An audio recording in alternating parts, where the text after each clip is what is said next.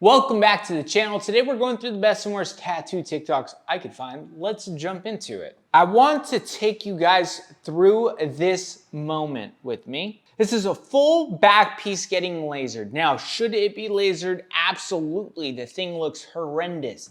It's supposed to be a Jesus Christ and a lion. One side's Jesus, the other side's a lion, and both sides look horrendous.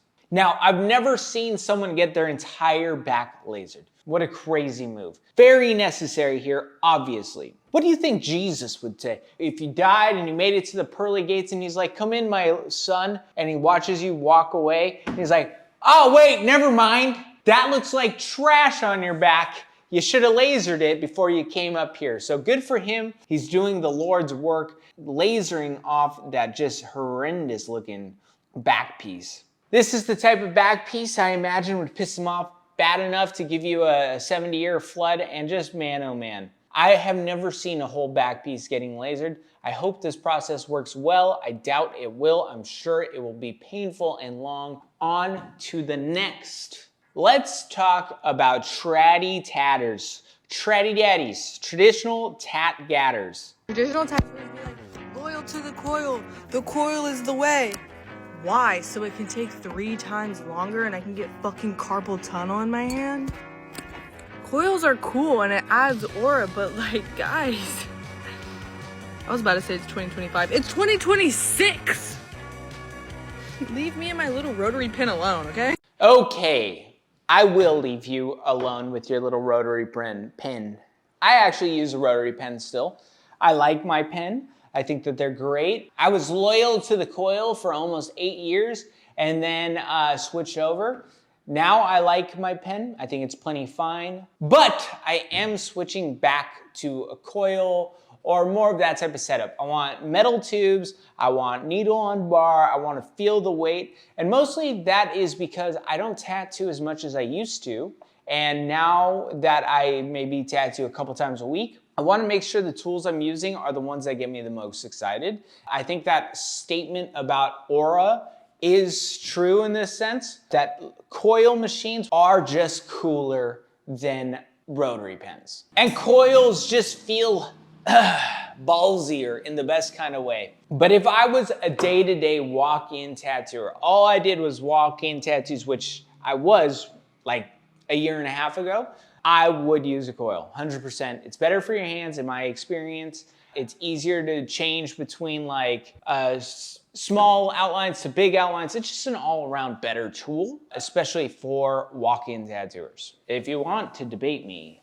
shut up. Hey guys, I just want to interrupt for just a moment and let you guys know we are building a tattoo supply company. It is a membership-based company. You get 10% off every single order for the rest of your life as long as you join and become a member. Today, the membership is $50 and it will be $50 until we launch sometimes next month. After that, it will be $100. So you should join sooner than later. Here are some of the brands that you guys know and love that we will be having. Eternal, Solid, Chroma, Luna. We'll have Da Vinci cartridges, Quadrant cartridges. We'll also have our own home brand of cartridges and needle on bar. We'll have my own disposable tubes. We'll have all disposables under our name. And if there's a brand that you guys like and we don't have, please send it to me and I will consider having them join. I want to have the biggest amount of tattoo supplies that I can so you guys order from one place for the rest of your life. That's our goal. We want to be the biggest and the best for you guys to save you guys as much money. Remember, 10% off every single order for the rest of your life. Join now. On to the next. Now, speaking of traddy daddies, I am going to show you this traditional looking rose on a finger. Now, unfortunately, this is not going to heal up very well. It's going to be a big blob, massive blob. All these finger tatties, not going to look great in a matter of by now, you know? It's been probably a couple weeks since this was tattooed and they probably don't look good. Anytime you smash big old outlines onto a finger, you run the risk of blowing those out. It's nothing crazy. You guys know what they are. It's where like a thin line goes from thin to big. And if it's a big one, it goes to bigger. And this is a perfect example. Someone not modifying the way they tattoo to what they're tattooing, okay? If you're a traditional tattooer and someone asks you for something on the fingers, you should accommodate them and do the best thing you possibly can, which is to modify your tattoo style. I always shit on every other style that makes the same mistake. So here I am shitting on my favorite style, traditional, that did a very bad job here. Anyone who's been tattooing long enough would know that this is gonna be the result. On to the next. My client paid $2,000 for this tattoo and it's 6 months old. Let that soak in. This is how it happened. I didn't always... $2,000. $2,000. You know, it's gonna cost a lot more than $2,000 to laser off. Let's watch what she's got to say. Let that soak in. This is how it happened.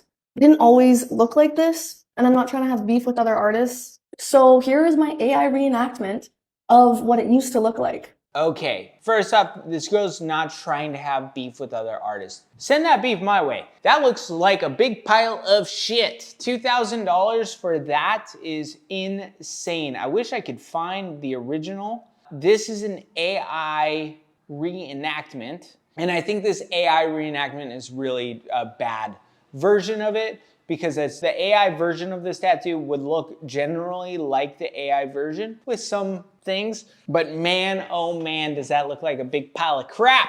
Let's hear more. It had like 10,000 likes on Instagram. It had all these beautiful brushstrokes swirling around this figure. It was a gorgeous tattoo. I asked the client if the artist refunded them, and he told me that he hadn't told the artist. And I was like, what?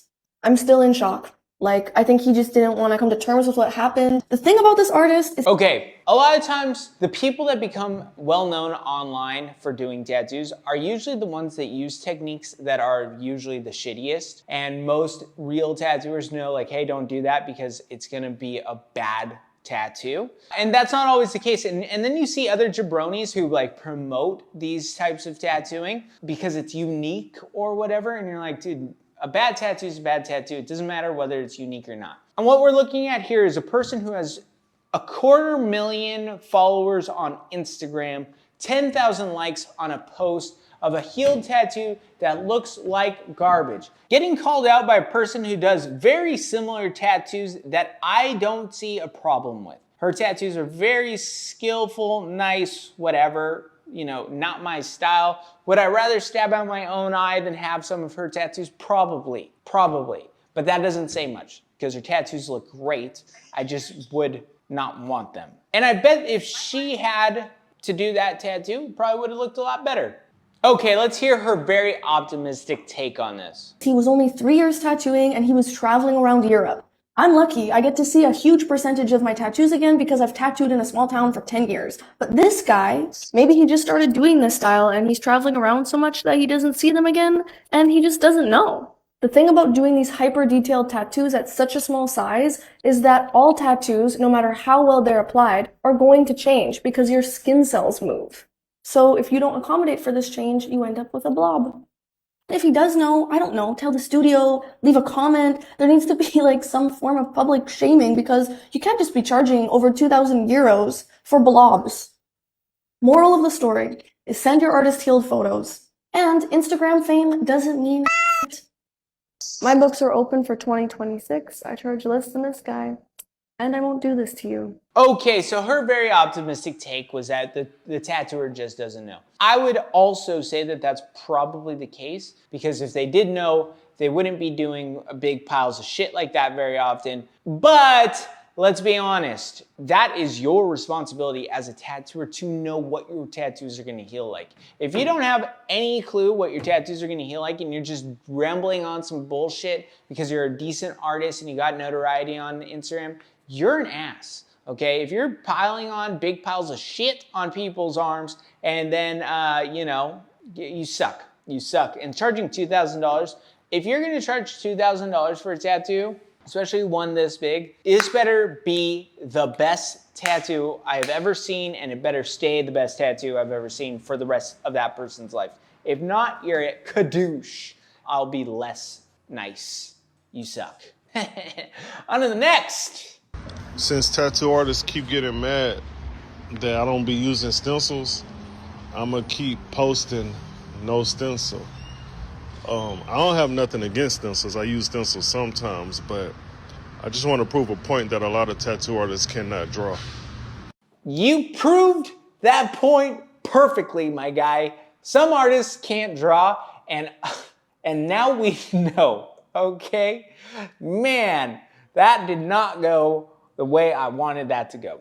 Look, there's only one group of people that I would say like, hey, you should almost extremely on rare, you should just use a goddamn stencil, okay? You should never draw on a portrait. Very rarely are portrait artists supposed to draw them on, okay? We forgive you. You can't draw portraits on the skin very well, very often. Now there's obviously the occasional one that's like an amazing portrait artist. They can do whatever they want. No stencil, no nothing. This one in particular should absolutely use a stencil every single time. Every single time. This person has no excuse. And if their point is that some artists can't draw, you have proved that point. You are exhibit A, okay? You are the person who cannot draw. And I will have a hot take right here. I don't think that every tattooer should have to draw or know how to draw, okay? There's plenty of amazing portrait artists who can replicate amazing stuff, okay? They could see it, they could do it. They're not drawing, okay? That's not drawing. They are recreating art onto a person's skin, and I think that is a skill of its own, and so therefore, not all tattooers need to be able to draw. It's helpful for almost everything else except for portraits. But yeah, this is like the one place you're like, stencils are not only super like expected, but they like should probably be used every time. On to the next. Do you guys get the ick from tattoos? Because like, I'm not talking about any tattoo, but if someone has like a certain type of tattoo, you're just like, why did you get that? You know, like I can't take you serious now. I'm so biased when it comes to this subject. Tattoo ick. Plenty of tattoos give me the ick, unfortunately. I wish it wasn't the case sometimes because I'm like, damn, dude, almost everything gives me the ick except for a very, certain type of tattoo. I guess the quality really dictates whether or not I'm gonna be icked or not icked, okay? If you get quality tattoos in almost any style, I'm gonna like looking at your tattoos. If it's a medium to lower range quality tattoo, I'm probably gonna get the ick. Like, you walk by me and you're a normal human being, I'm probably gonna look at your tattoos and be like, no, get away from me. For the most part, that's usually the case. Like, I would say that in real life, when I'm at the airport and I see a tattoo, there's almost like an 85% chance that I'm gonna be like, yeah. On to the next. You're acting like a fucking idiot in my store. Now get the fuck out. All right, honey, let's see what we can do for you. Okay, first off, anyone ever brings a camera into my shop, I will instantly kick them out. I'm the only guy who gets to have a camera in my shop. You ever bring a camera into my shop, you ever point that camera in my direction, if you are inside of my business, one of my businesses, I will destroy that camera and I will destroy you and I'll be like, get the fuck out of here. So my response wouldn't be that much different in this scenario. He kind of comes off as a dick because it's a prank and that's just like the nature of pranks, right? Like the other person's supposed to look like an ass and he does look like an ass. I would look like an ass too. All right, honey, let's see what we can do for you. Hello. Was wondering if I could get some tattoos today. Not with that in here, you can't. Huh? With that? Whatever that is. Hey, sir, this is my lady. You watch your tone. I'm not around. Sir, this is I'm dead serious. Get the fuck out of here and go around. this is my lady. Ask you to leave. Oh, you thought I was gonna budge? Get out! This is my man. He's not scared of any of that. I'm not around. Of that supercharged shit. Like that. No, I was just wondering if I could just get one on my palm. Get out. No to. Go. All right, man. Go. We ain't around with some shit like that. Could I get a tat? If you want a tattoo, yeah, but not bringing that in here. Okay. No, she can't watch. Dude, you can't get one now either. Go. Discrimination? No. Crap, get out. Discrimination? Get out. Is it because I'm black? No, it's because you're acting like a fucking idiot in my store. Now get the fuck out. An idiot. You fucking eat some fucking spaghetti or something. Exactly. I'm gonna eat some spaghetti. Some fucking ravioli, eh? Some fucking ravioli. I loved it, dude. You know what made me laugh about this? Not only does the tattooer look very similar to the guy who mentored me, he acts very much like the mentor. Yeah, and the ravioli part. My mentor was also an Italian, and I would probably say the same thing to him. Very fun, enjoyable scenario. Eat some raviolis. I love my mentor. He was great. He's great. He's not dead, so he's great. I said he was great. He is great. This just made me laugh because I was like, almost like when I see this, I'm like, that looks like Mikey Tay. Okay, on to the next. Hey, wise guy, eat some ravioli. Okay, let's keep it rolling. An interesting question for people who have tattoos. If you had to erase all of your tattoos, like got rid of all of them, and you could get more tattoos, but you could only choose one artist to do it, and it could be anybody. It doesn't have to be the person who did any of your tattoos. They don't even have to be alive. But if you could pick one artist to do all of your work, who would it be? Okay, I got two people. It would either be Chad Coplinger. Look at this bodysuit he did. Bang, bang, bang, bang, bang, bang, bang, bang. One of the greatest bodysuits I've ever seen. I know these pictures, I have the pictures in my camera roll, don't even need to see them, okay? I have studied this tattoo time and time again. I love how he meshes traditional tattoos with Asian influences. A lot of the background's Japanese, some is like spacey, some is like somewhere in between. A lot of it just kind of flows and does everything. If I had to start over again, I would get him to do my entire bodysuit in this very weird way. I would use more American traditional imagery, but I would want the backgrounds and the flowiness to still stay exactly like this, like really weird. Or I'd get tattooed by Hori Tomo and get just a full Japanese bodysuit. If I had to choose right now, that is a very biased opinion because I have the bodysuit that I like looking at currently. Obviously, it's not a complete bodysuit, but I like the way it looks. Obviously, I got the one I have, and I've studied and made sure that almost every tattoo I got, I really enjoy and really like.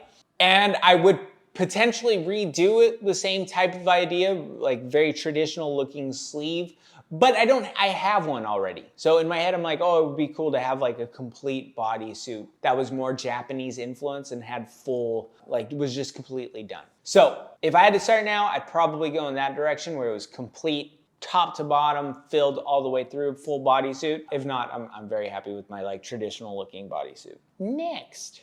Okay. We are looking at a tattooer attempt to tattoo an S with a 15 mag. Okay, in case you just heard a bunch of shit that I just said and you have no idea what that is, a 15 mag means that it is not a liner. Like when you do outlines, the needle might look like this, obviously a lot thinner and a lot prettier, but very thin and narrow. And a mag is closer to this. Technically, they're stacked on top of each other. They go like this. It makes zero sense to use a mag in this way because you could just use a liner and get the job done about 20 minutes faster, okay? And that is what all the comments say, like good job, you are good at doing something no one has ever attempted to do because it just literally doesn't make sense. It's kind of like, hey, I could walk down the street or I could do that scoochy ass thing that dogs do when they got shit on their bum, okay? Yeah, you could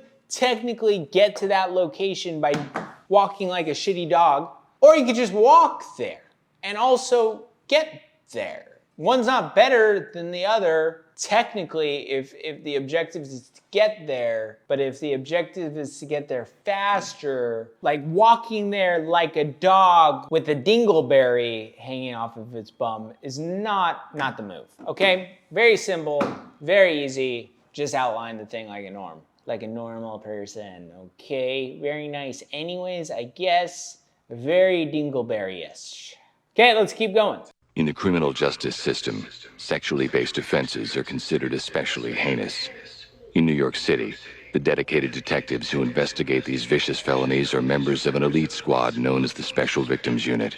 These are their stories. I guess. It even added the ding ding, ding ding, dee dee. Your guys' fandoms and your ability to get tattoos based off of your fandoms is an ick for me, okay? We were talking about icks earlier. It bums me out. I go, no, dude, why do you want to show based off of special victims unit on your arm, ever? Give me the ick. Just go back to anime tats, please, for the love of God. The only fandom I respect. I don't, I'm just kidding. I don't like you guys. No, I'm just fine. I'm fine with you guys. I like you a lot. I like you a lot.